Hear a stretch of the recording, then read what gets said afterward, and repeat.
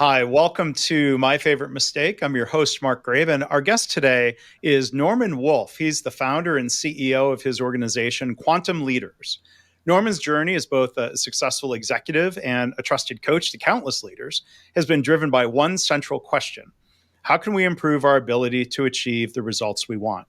So his pursuit of the answers to that led him to master a wide range of business disciplines, from leadership and strategy to operations and finance, while also deeply exploring human potential, personal growth, and even spirituality. Now, there's a word that doesn't often come up in that mix of factors. So, Norman, welcome to the podcast. How are you?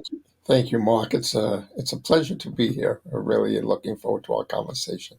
Yeah, well, likewise. There's a lot of things to learn from your experience, and one of those first things is lessons learned from mistakes. So we'll start off with the key question: what would you say is your favorite mistake? Wow. It's always hard to pick just one, but I Yeah. would say that probably the most critical experience I had was very early in my career. It's actually my first management position. I had been a very successful, let's just call it technical expert. I left university. I worked as a systems programmer, system designer for Pratt& Whitney aircraft in the test and data acquisition world. I got a job with HP. I became what they call a regional systems engineer, where I supported all of the other systems engineers and the salespeople in the Western sales region. And primarily because of my skills, both technically and especially skills with customers, I was offered the opportunity to become district service manager. Mm-hmm. I knew nothing about fixing computers. Sure. And it was my first management career. And I just had a very keen sense of working with people. So I thought, hey, I'd be really good as a manager. Mm-hmm. Well, management turned out to be a little bit more difficult than I thought. Mm-hmm. And so my first performance review, I remember I had just spent a week in the UK. It was 1976, actually. I remember because we were in the UK for the 100th anniversary of the centennial anniversary of the United States, Mm-hmm. or second century. Anyway, Bicentennial. Yeah. bicentennial. Thank you. Um, and I came back really feeling good. And yeah, I knew I had some challenges, but I was really looking forward to the future. And I got my performance review, and I looked at it, and I was absolutely shocked. Mm. I had been rated unacceptable in every category. Wow. Yeah, yeah. So I guess I made a lot of mistakes that first year. Um, Yeah. and I think the biggest one was I didn't really understand what it meant to be a leader. Mm. And a lot of leaders grow up and move up the ranks of their organization. So a salesman becomes a sales manager, or a technician becomes a service manager, or an operations guy moves up to a VP of operations, and so forth. But I came out of an organization. I came out of the sales organization, and I moved into managing the service business. Now, I couldn't do what other leaders did and said, I've been successful, you Mm-hmm. can follow me, right? Um, and so there was a whole set of skills I had to learn. And of course, my first reaction to getting the performance review was to run back to what I was good at. Yeah. And I think the greatest lesson I learned, and I was really mentored by some wonderful people, to stick with it. I remember the general manager of the region took me out to lunch and said, Norman, I know it's been a tough year, but we see a lot of positive movement. Of course, Mm-hmm. none of that was in my review, but Yeah. nevertheless, Well, that's good to hear too. Yeah. I got some positive feedback. They said, you're going to be one of our better leaders. Um, and so I stuck with it. And in fact, I became one of the top leaders within HP. I continued to move up the ranks. But it definitely gave me a lot. I mean, there was a huge blow to the ego, Mm. which I Yeah. think is always part of every mistake. Is there's some aspect where were kind of taken down a notch. Yeah. And certainly that happened. And then there was a lot to learn about what leadership and management was really all about. And I did that. So, and, as they say, out of the fires rose the phoenix. So here you go. Yeah. Well, maybe that gives you a better appreciation or ability to coach leaders who are struggling then, because you It, did have that struggle. Instead of saying, I've had this success, come follow me, the struggle led to success. that's That's a right. That's right. different path. And it definitely has given me, it that negative experience, if you want to call it that, was actually the foundation on that created the rest of my life. Yeah. Uh, you mentioned in my introduction that the question I always was focused on is how can we create the outcomes we want, and that's the number one responsibility of any leader. I don't care if you're Mhm. running a Yeah. team or you're running a multinational corporation. The goal of a leader is to get the outcomes we want, Mhm. and clearly you can see from that experience that became a major question: how do I become successful in doing that? Which led me to all the explorations you mentioned into leadership, motivation, psychology, Mhm. even the domains of physics and what can I learn from the physical world, and as you point out, even the domains of spirituality, all leading to my search to answer the question: how can we get more of what we want and less of what we don't want? Which Yeah. really leads to the question of how do we actually create the outcomes we get, and Yeah. that's what I did. Yeah.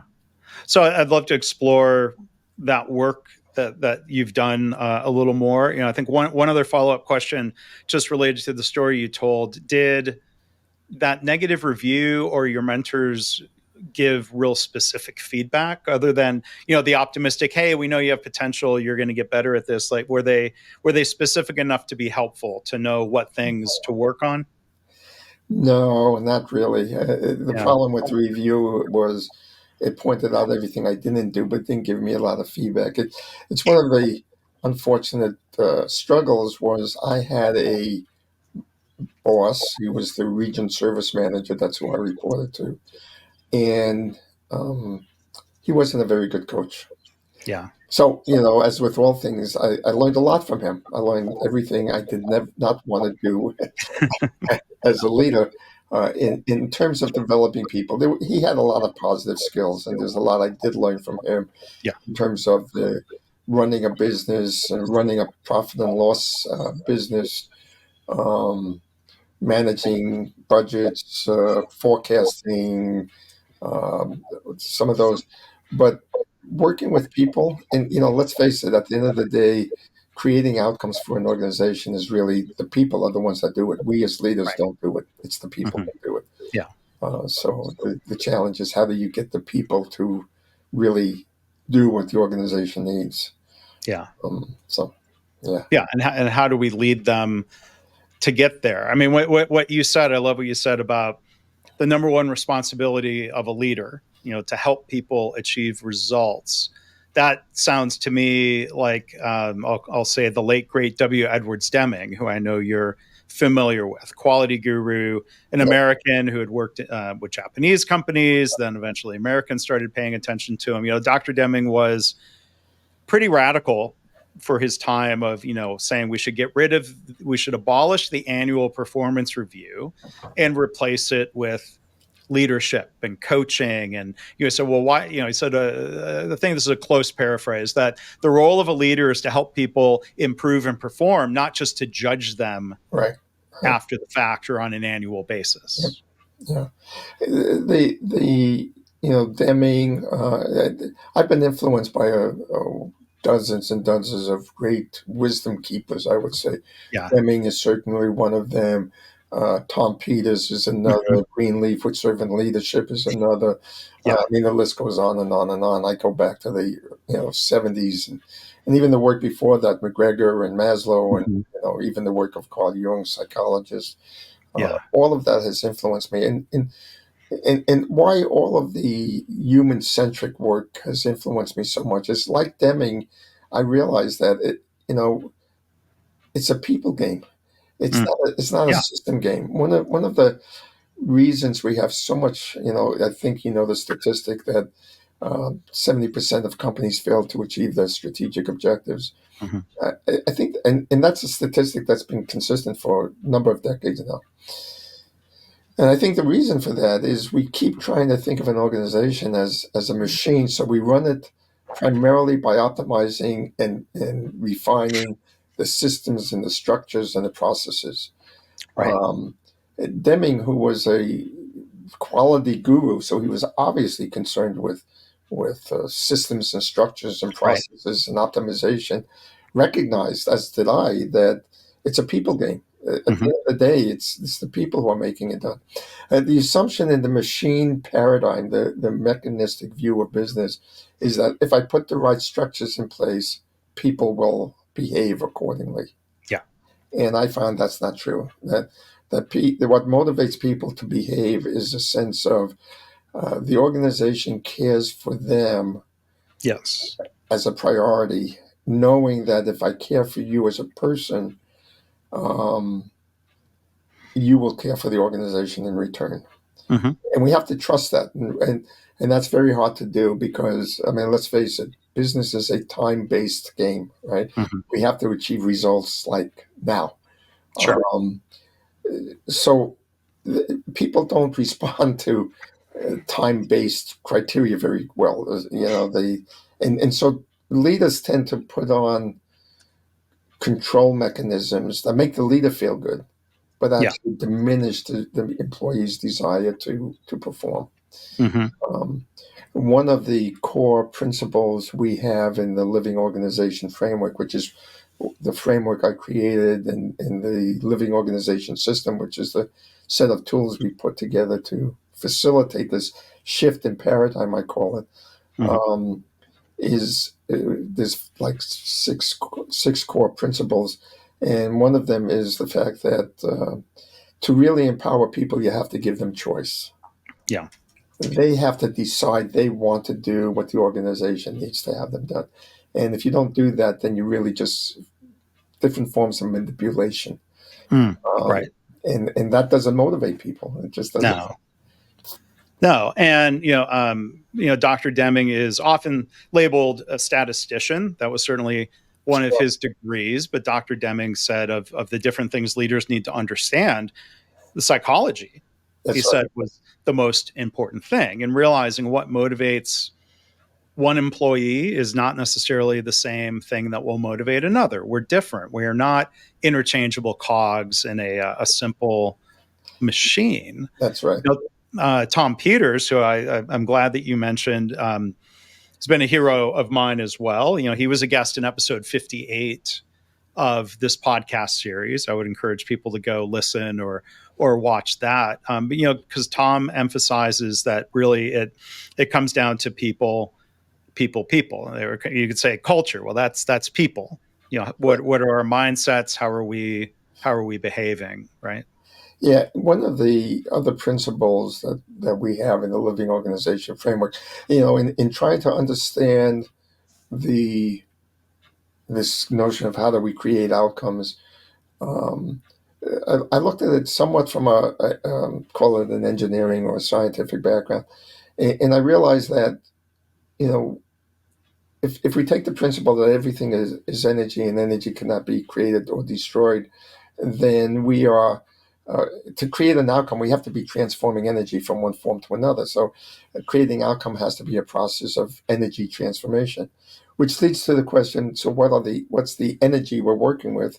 And I came up with three fields. It's just a way of organizing some thinking. First, we have to do stuff. So, activity. Mm-hmm. That's very clear. But as humans, we are in relationships. So the nature of the relationships we're in will affect my energy I can contribute to the activity. Example, if I'm in what they call a synergistic relationship with people, right? The team Mm-hmm. is humming. We trust each other. We feel supported by each other. All those human traits. Um, then the team will be synergistically high performing. What that really means is I'm have more energy that I'm contributing, right? Mm-hmm. But if you take the opposite and the team is in conflict, then the energy drops, right? and less work gets done because we're Yeah. spending more time protecting ourselves or defending our egos or whatever. Um, so activity times relationship squared. I have a little formula I created. Ah, It contributes to the outcome. mhm. But we as humans have what I call as a meaning making machine. We create narratives and stories about how life works and our role in it. Mhm. And I simply call that context. So this comes out of the world of psychology, if you will, Right. that Deming was referring to. And it's important that we understand that people have a context. Not only that, but a collective of people have a collective context. Yeah. So our behaviors, our activity and relationship is actually driven by you can think of it as an underlying operating system set of instructions, which we call the context. And so that has a huge impact on what we do. But Mhm. in the traditional way of business, we try to ignore the human factor. We just consider the activity and optimize the activity, Yeah. figuring that will address the relationship and the context. But it doesn't. It Right. works the other way around. Yeah.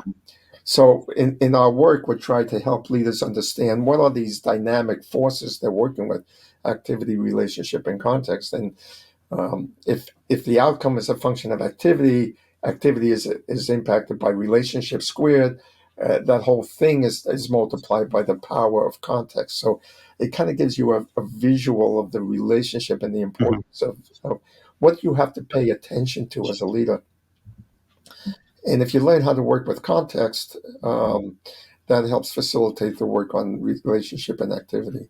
Yeah. Um, So is that formula what you refer to as Wolf's law? yeah, yeah. So could you state that formula just Yeah, like so one word? it reads impact or outcome equals activity times relationship squared, all to the power of context. So Yeah. A times R squared, parentheses, C. Yeah.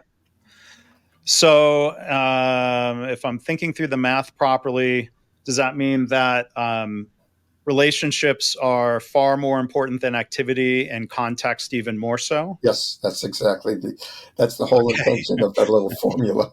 You Yeah, and got that's it why right. it's not activity plus relationship plus That's context. right. That's right. Because that would make them all of equal importance, Right. and it's not, because context sets the container, the boundaries. There's an old saying that says, if you believe something is not possible, you're right.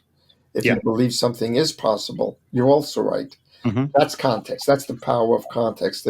The sense of the beliefs we have drive what we even pay attention to and what we think is possible. And so it clearly defines our activity. Hmm. The context we have, when somebody says something to you and you find yourself being triggered by it, that trigger mechanism is caused by your underlying context, your belief. You might believe, oh, they're being mean to me because of what they said. Well, Yeah. they may not be, but that's your reaction to it. Sure. So your reaction is driven by your context. So context drives everything. Mm. And recognizing that a collective has context is really even more impactful. What I mean by that is, if you a team of people, when they join together, it could be a small team or a big team, that team begins to develop. And actually, we call it giving birth to another living person. So Mm. that collective person has its own set of beliefs. When I walk into that group, when I become part of that group, I am highly, highly influenced by that group. It's based Mm. on the basic innate human nature to want to belong, Hmm. right? So I'm going to start to adopt the belief systems of that group. Um, and so the group dynamics, we call Yeah. that culture, right? Right. The culture eats strategy for lunch. It's because Yeah. no matter what I say, the collective belief system is going to drive the behaviors. Yeah. If we as leaders don't even know that's happening, we don't pay attention to it. Hmm. We're marching along, refining our Yeah. activity, improving our processes. And meanwhile, this underlying context is undoing everything we've done. Sure. Yeah, and that's I think a more realistic and a more sophisticated view of an organization as organism. Dr. Deming, back to him for a minute. Another thing he railed against was what we'd either call management by results or management by objectives. This idea that if you just designed the right metrics and the right goals and pressured everybody to hit their local goals, that the system would be better off. I'm like, oh, it just doesn't work It doesn't that work that way. way. No, it doesn't. It goes back to we have to. The ideal situation is if I enroll people, if I invite them to want to play the game that I want to play. I'm the leader. I get to define the game, in many ways. This is this is the market we're going to go after. These are the products we're going to build. Most entrepreneurs know that their role is to lay out the game that we're going to play. Yeah. Then we want to invite people in and have them participate in a way that they want to participate, not in a way of, I mean, think about what we normally do. I'm the leader of an organization. I design it. I know we're going to have these inputs. I'm going to do something with those inputs and I'm going to produce an output. Right. Yeah. And my goal as a leader is to design the machine. Mm-hmm. And then I go through and I say, okay, to execute this, I need three engineers and I need four designers and five salespeople. And literally, it's my mindset is I'm going to go to the big box employment store, right? Yeah. Yeah. Call it Indeed or Robert Half agency or whatever, Yeah. and I'm going to come up with my spec sheets of what I need to buy, my shopping list. We call them Mm-hmm. job descriptions, Mm-hmm. and I'm going to plug people into the machine. Yeah. And then we wonder why people are only 20% of the people or 30% of the people are engaged. Well, Right. hello, it I, seems obvious to me. well, I mean, I think about, yeah, it would say if surveys say people report that they are unengaged, that doesn't mean they're bad people. No, And I mean, I like to ask, well, I mean, to try to challenge leaders, what are you doing to engage them? yeah, Right. yeah, and it goes back to that sixth principle I talked about. Engagement, it happens when people feel committed to something from a Yes. very deep personal point of view, and they can only feel committed to something if they have a choice. If they're choosing to want to do it, not if Mm-hmm. they feel they have to do it. And think about the way we typically motivate people, right? We want to give them bonuses or Right. incentives. Well, think about that. What we're really doing is bribing people. Right. We're Right. not we're not really motivating them. We're just bribing them. I'll give you a Yeah. bigger car, a fancier office. I'll give you an extra bonus. Uh, dance to my Well, tune, and you'll right. get supper this tonight. I mean, Yeah. it's silly how we But, think of motivation. And everybody, I mean, going back to Hertzberg and even Daniel Pink, right. motivation comes internally. We know that, but we have this paradigm, and I don't blame the people. I've come to the Right. point of I blame the paradigm we live in, the Mm-hmm. framework that was created for us by Frederick Taylor and Henri Fayol, Yeah. which, by the way, most people Well, don't realize they were both mechanical engineers. So, yeah. I know the name Frederick Taylor. yeah, The other name, say that. Henri Fayol published a book, roughly translated Administration of Organizations. Ah, He was a okay. French person, and it French. was his work that led us to the notion of specialization, Yeah. management oversight, and hierarchies. Yeah. So Taylor focused on the optimization of process, Yeah. and Fayol contributed the notion of structure and Mhm. hierarchy and So, roles and responsibilities. yeah. And so when you're saying that, and that, to me, this is the most challenging thing. Like, it's easier for me to say, let's not blame the employees for the result of a system that they have no influence over. Right. They're doing their best. Dr. That's what Deming might have called them willing workers, and right. but then I think what I hear you, and this is what's challenging to me, is to say, well, executives have a lot of autonomy, and executives are responsible for the system. But what I hear you saying is executives are also part of a system and paradigms, and That's right. unless they're the CEO or the Well, chairperson, there's influences like Alfred Sloan from General Motors and the influences there, or what, and I say this with an MBA degree hanging on the wall, what people are taught in business schools just kind of reinforces certain paradigms and mindsets, right? we are taught. I was taught as a manager. You mentioned earlier, just establish the goals, right? We used to say, what gets measured gets done. What gets measured and reported gets done faster. Yeah. And to some degree, that is true. We are, as humans, want to feel successful. So if we know what is success by the metrics we establish, so we don't want to throw that out. That's Yeah. important. But if I overlay on top of that the metrics, and then I overlay this sense of manipulation, and you're nothing more, you get measured by how many widgets you get through the production line, and that's a hammer I use against you, then that measurement isn't self-driven desire to achieve it. Yeah. So you talked about performance reviews. What if instead of giving people goals and measuring them against it, I gave them the objectives of the organization and said, would you like to contribute to the success? And if so, how would you do it? What are Mm-hmm. you going to do? Contribute. You establish the goals, you establish the metrics. I Yes. review them because obviously I got to make sure that I think it's going to get us Mm-hmm. there. We have a conversation like a negotiation rather than a dictation. Mm-hmm. And then I say, great, go ahead and do it. And let's see what happens. And then we learn from it and we use what you did and didn't do as learning opportunities instead of judgments. And now you got Yeah. a different attitude. Now you're really engaging. You're truly engaging the people. Yeah. We call that contribution agreements. We call Yes. that. So we have a system for that as well.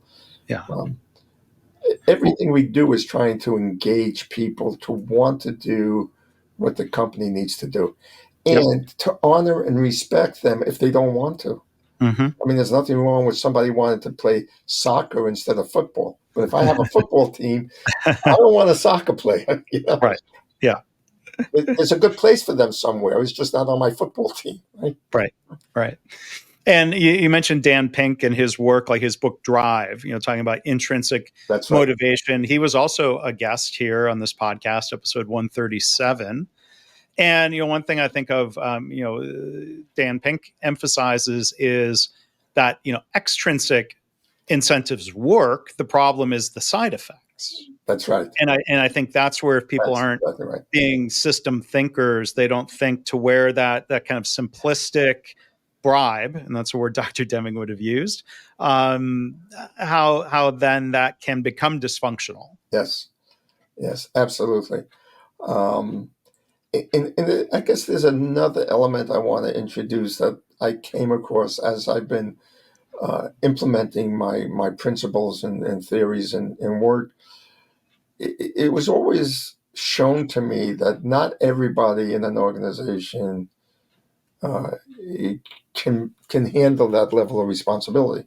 Mm-hmm. And in my own experience, I know that's true. And so I step back and I ask myself the question, what am I looking for when I'm looking to delegate more responsibility to somebody, more authority? Right? And what I realized is, as most people think, I'm looking for certain experiences and capabilities. But there's an element that I'm also looking for, often unconsciously. The good leaders are always looking for this unconsciously. Um, and that's what I call maturity. Mm. Mm-hmm. And so, it began to take form. If I think of a collective of people as a living person, then I can look at the collective and say, is this group of people mature enough to take certain levels of responsibility? Are they mature enough to be self-managing? Uh, are they mature enough to have a view of systems thinking? You know, and How, then, how, do, how do we gauge that? If well, someone that's a, is that's a great question. And mature for their age, or maybe that's not the criteria. Is it just mature enough it's for this? so.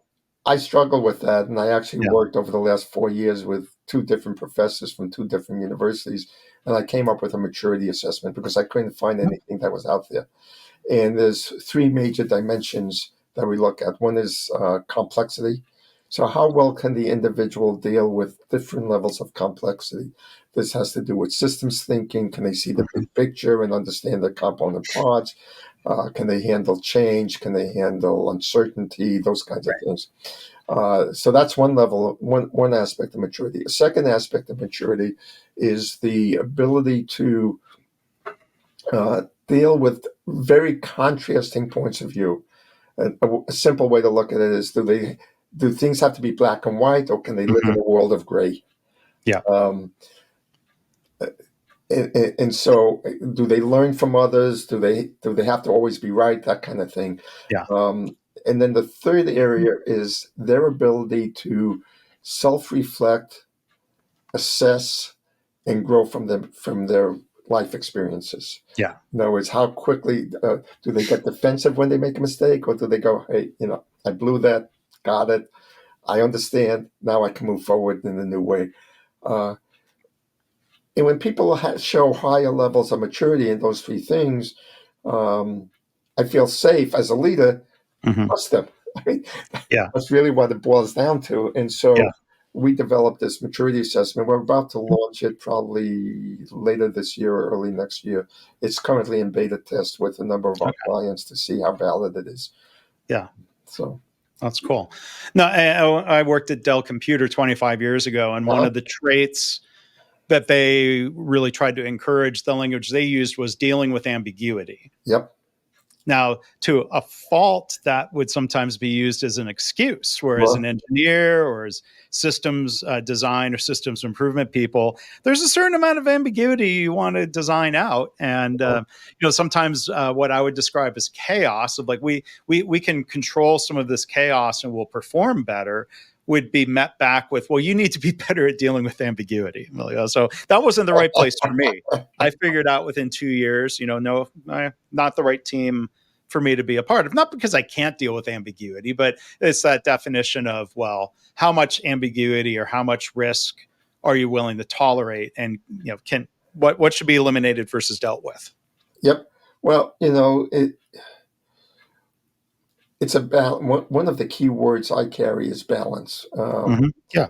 because every situation, every environment requires a different set of uh, what you might call the application of opposites, right? Hmm. You can look at chaos versus stability as two polarities, Hmm. and there are some really nice things about chaos. It stimulates innovation. There's a lot of newness. There's a lot of instead of chaos, we might use the word change. Hmm. But there's some negatives about it, right? There's no stability. Everything's always new. There's no settling in. Right. There's ambiguity. There's uncertainty. Um, Stability, on the other hand, resolves all that, right? You got stability. You've got consistency. You've got wisdom of the past. You can, but the negative of stability. So you got these pros and cons of all polarities, and the trick is to find what's the right balance for this organization. I'll tell you a little story. I had um, a situation. I was head of the region admin organization for HP, and I was brand new in my job, and it was highly centralized. And I decided that my plan for the future was to move towards decentralization. Hmm. And I presented the plan to the region general manager, and his first reaction it was something to the effect of, um, "God, Norman, we've done that already. Yeah, nothing new." And I felt deflated the whole day. Yeah. I'd spent time really thinking through what we needed and visited all the branch offices, and I came up with this plan, and I thought it was brilliant. And here I get, kind of tossed aside. Yeah. Well, the general manager came into my office after work and he says, "I probably shouldn't have been so hard on you. Yeah, we've done it before, but," he said, Hmm. "Norman, life's like a wagon." I go, "Huh?"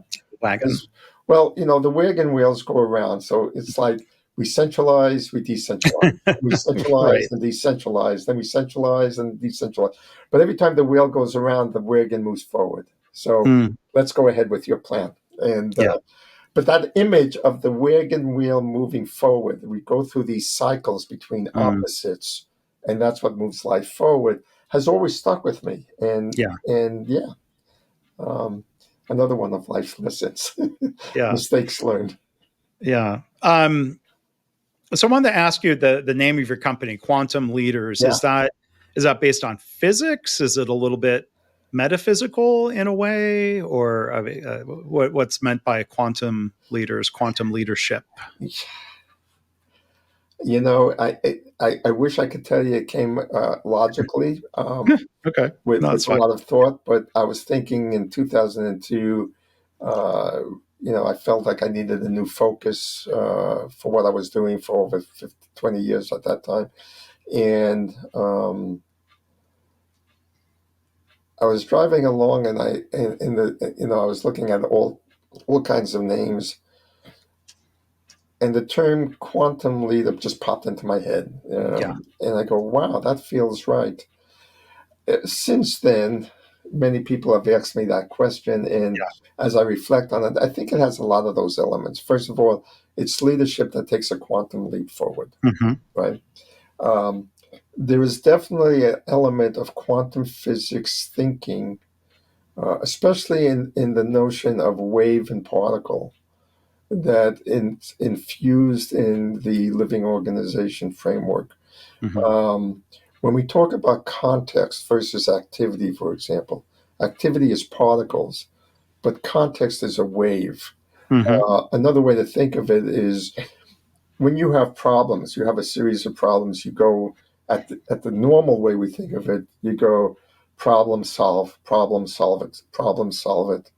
But what if you keep solving the same problem over and over again? It Well, just looks different, right? you haven't really solved You it, haven't but really yeah. solved it. But if you go underneath it, if you look at the wave, so to speak, Yeah. you look at the context and you look at the underlying pattern that's happening that's causing these problems. Now you can solve it at the root level, right? So it's kind of Mm-hmm. like a combination of particle and wave. So it's got a little bit of the quantum Hmm. mechanics, quantum Hmm. physics part of it. Yeah. Um, there's another thing that we believe, I mentioned everything is about creating results. Well, we wanted to differentiate.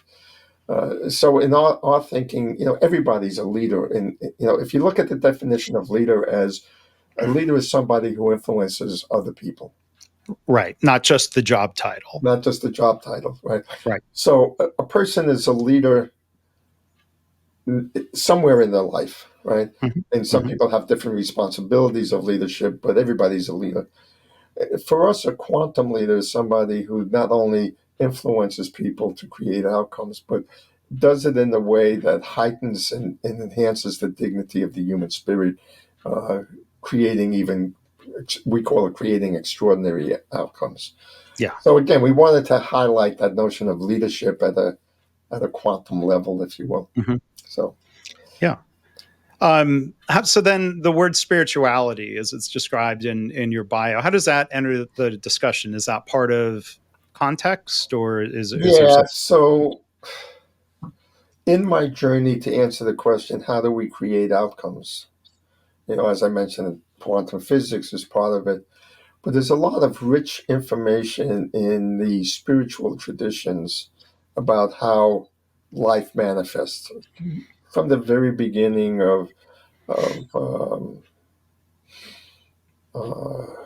the different religions. God created man from light from dark. In the Kabbalah, they talk about Ein Sof, which is this field of infinite energy. In quantum physics, they call it the field of infinite potentiality until the waveform collapses. There's a lot of, you might call it the metaphysical, the esoteric, but there's a lot of information in there. So um, my life is about, in my own personal life, is about creating the life I want to create. And Hmm. so I try to live by a lot of those principles that actually produce a simple life of meaning and purpose and success. Yeah. Um, So yeah, it was inevitable that those principles would enter into the work I do. Yeah. Um, but I try to make them very practical. I draw on them, but in a way that people can understand and relate to. It's not about religion or Mhm. woo woo or new age or any of that stuff. It's about understanding how life works and what can we learn from it. Yeah. Well, I invite people to go visit your website and Thank you. learn more about your work and the different influences and the things that you're drawing together. Maybe one final question, Norman, from your experience. What are your thoughts on the need to reframe mistakes as something positive? Absolutely, I couldn't agree more. Uh, I actually live by the principle that um, everything in life serves, and my biggest lessons come from the mistakes I made. We Mhm. started the conversation with that. Yeah. I think the biggest mistake in society today is what I call the tyranny of expertise. The what of expertise? Tyranny of The expertise. tyranny of expertise. Okay. The notion that success comes when I am the expert, when I've Hmm. achieved maximum capability. Or maximum knowledge. I mean, knowledge and capability are two different things, but Maximum knowledge, maximum understanding, the notion that there is an end to all of that, that there's a pinnacle we strive for, and once we get to the top, it's done. Um, I somebody once asked me what was the key to my success, and I thought about it, and I said, well, I think the key to my success is I'm willing to be stupid. well, The fact that I don't know something is the beginning of becoming more knowledgeable. yeah, So being able to be okay with making mistakes, with not knowing, with there's a parable about the empty cup, right? Being an empty cup so you can fill it, because if I'm already full, there's no place to put anything. yeah, Um, those kinds of things are really, really important, I think, and yeah. it's the foundation of wisdom and the foundation of growth. But I think it's interesting to me when we and I do it. You hear people do it. We use these judgmental words. The blow to the ego, as you described it earlier, could be what we say to ourselves. Absolutely. God, that was a dumb mistake. That was a stupid mistake. Yep. Um, and I mean, making a mistake. I mean, smart people make mistakes. This podcast helps provide evidence for that. People who are successful make mistakes. Not knowing is different than stupid as well. But I guess what I mean, it goes back to Darwinism, right? I mean, what's the expression? It's often misquoted. It's not survival of the fittest, but survival of the most adaptive. That's right. So can we make mistakes and adapt? Well, I think you Right. know your podcast is all about the mistakes that we learn from. I, I don't know of anybody that's ever learned anything from something they already know. Mm-hmm. Right? Well, So, yeah, yeah, by by definition, definition, yeah, right, yeah. it's the mistakes I made that are my teachers. Mm-hmm. Right? It's the mistakes I make that is my learning opportunity. And it doesn't matter what the mistake is. And you're right. I used the word stupid earlier, but I used it on purpose because I Yeah, want to make that notion of self judgment. I mean, the word stupid almost is repugnant to the air of most people. We can't hear that without feeling judged by it. right. We feel the same thing about mistakes. Yeah, We can't make mistakes because if we make mistakes, we're a failure. But it's a paradox, right? If I want to grow, I have to not know something so I can grow. yeah, Not knowing something means I don't know how to do it. Invariably, I'm going to make a mistake. Make a mistake means I'm not successful. So I want to be successful. I got to go through this process. But if I go through the process, I'm not successful. So how do I ever grow? yeah, It's a paradox for humans in our yeah. society. Mm-hmm. I think making mistakes is absolutely the most critical thing. I had a boss once that said, I expect everybody to make the same mistake once. Sure. Yeah. Because if you're not making mistakes, you're not learning. If you make it more than once, you're also not learning. Yeah. I mean, I think there's an organizational challenge, though, of how do we learn from the mistakes other people make? and maybe as a team make every mistake once. But That's that, right. I think when you have openness and an ability to share without being judged or punished, that can That's happen. the relate. There goes the relationship component you're talking Yeah. about, and the willingness to learn. That's a context thing. It's a mindset thing. So we have to open up the space. We have to reframe the context. Making mistakes to be a good thing, Yeah. but you want to make them once. You want to learn from them. You don't want to keep making the same mistakes over and over again, which Hmm. means you have to be self-reflective and really understand what's causing the mistake. Um, Not just fixing it, but look to the underlying causes. So there's a lot to it, but yeah, making mistakes is a good thing. I would add, the only thing I would add is making mistakes is a good thing if we're able to learn from them. And I quoted in my book at the start of one of the chapters, Akio Toyoda, from the Toyota family, CEO at the time of Toyota Motor and the Toyota Corporation, said basically, I'm going to paraphrase it, it's in Toyota's DNA, to make a mistake just once. I, And I think they have a lot of the cultural attributes that help lead to learning and improvement and prevention. yeah. I think, you mentioned cultural aspects. I'd call it the context. I think it's Sure. important as we talk about these things to recognize they really are a cultural mindset, belief system issue. You can state them, I know a lot of organizations that state we care about our people, making mistakes is a good thing, you're allowed to make mistakes, but they don't actually live it. Right. They say it, they actually believe it, but when push comes to shove, hey, we got to get this out the door. You can't, you got to get this right. Undermines the very things they say. Yeah. And again, that goes to what we call context, that mindset. How are you living what you say? Yeah. So, Well, but well, I think there's you're very I agree with your observation there. Easier said than done, more powerful when it's done. But I think one other thing that comes to mind, like if we have a machine and the machine breaks down because a part has failed, we replace the part and the machine is restored.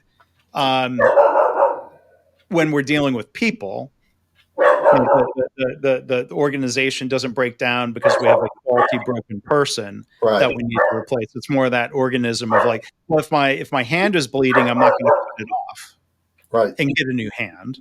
right. I don't know if I'm torturing the analogy, and No, but you're right. You know, when we think of people as component parts, it's easy to think of them simply as what they do, and if they don't work, we replace them like a machine. yeah, But when you think of the organization as a living person, your metaphor of "I don't replace my hand when it's cut" uh, is a good one, right? You want to heal it, you want to nurture it, you want to have yes, it, become better at what it does. Um, and that's the way we should think about our people. I look hmm, at the people as the living cells of the organization, yeah, not as yeah, component parts of the organization. exactly. Well, speaking of organisms, your dog either wants to go for a walk or wants some attention or needs to be fed, but No, that's he's fine. okay. Somebody must be walking out front. He's a watchdog, so he'll bark. I should have shut the door so it didn't interrupt us. I apologize for that. Oh, it's okay. Oh, that's not a huge mistake. It's okay. Norman Wolfe has been our guest today. I encourage you to go check out his website, quantumleaders.com. I'll make sure there are links in the show notes. Really enjoy the conversation. Really appreciate your insights and your story, everything that you shared today. Thanks so much. Thank you, Mark. It's been a real pleasure, and I love the conversation. Thank you for simulating it. Thank you.